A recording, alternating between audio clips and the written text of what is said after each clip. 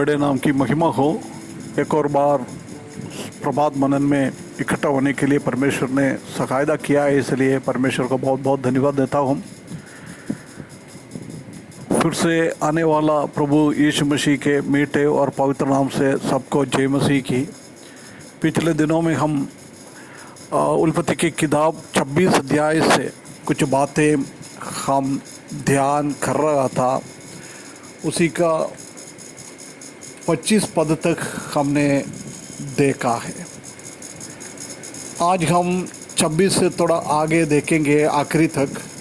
26 पद में हम देख सकता है कि तब अबीमेलेक अपने मित्र अहुज्जत और अपने सेनापति पीकोल के संग लेकर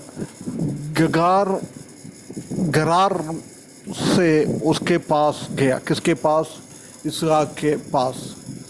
इनको देखकर इसहाक उनसे पूछता है 27 पद में। इसहाक ने उनसे कहा, तुमने मुझसे बैर करके अपने बीच से निकाल दिया था, सो अब मेरे पास क्यों आए हो? अभी क्यों आया मेरे पास? तुम लोगों ने मेरे को भगा दिया।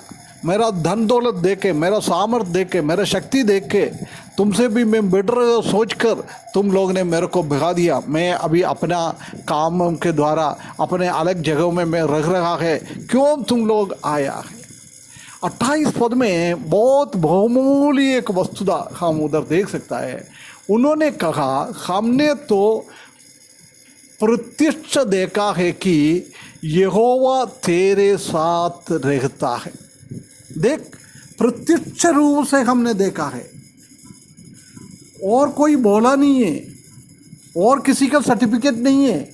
हमने अपना आंखों से देखा है कि तुम्हारे साथ परमेश्वर है, यहोवा तुम्हारे साथ है, इसलिए परमेश्वर ने तुमको इतना आशीष कर रहा है।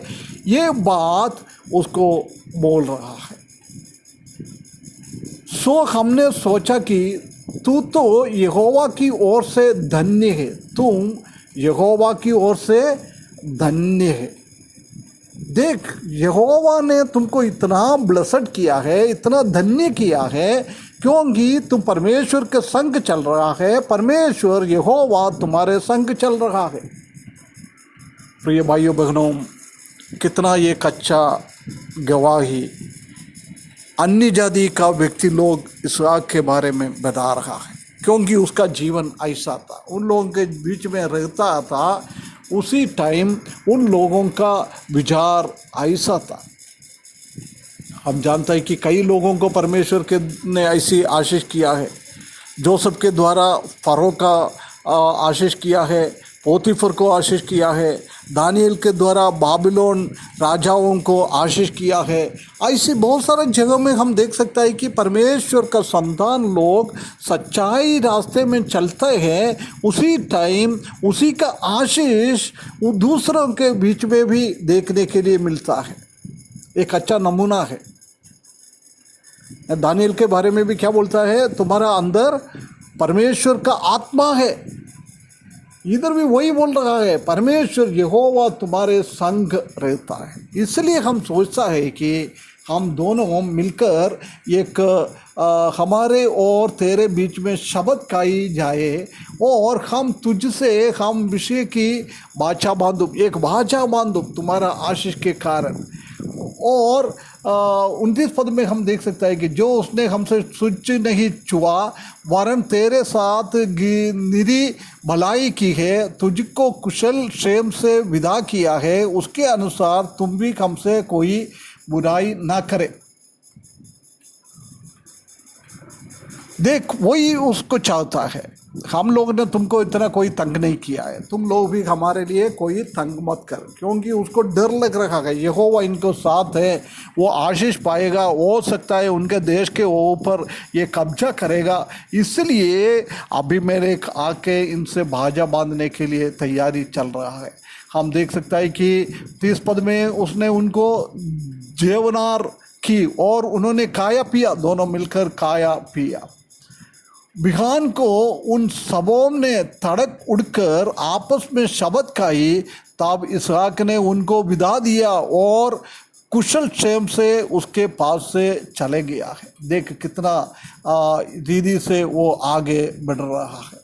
परमेश्वर का दास उसी को दुश्मनी नहीं ले रहा है। उनके विरुद्ध में वो लोग ने काम किया था, परंतु वो उनके विरुद्ध में कोई गलत नहीं सोच रहा है, भलाई सोच रहा है। उसको खाने पीने के लिए दिया है, सब कुछ दिया है, रात भर उनके साथ सोया है, सब कुछ व्यवस्था करने के बाद सुबह वो निकल गया है। ये बात को हम उधर देख सकता है।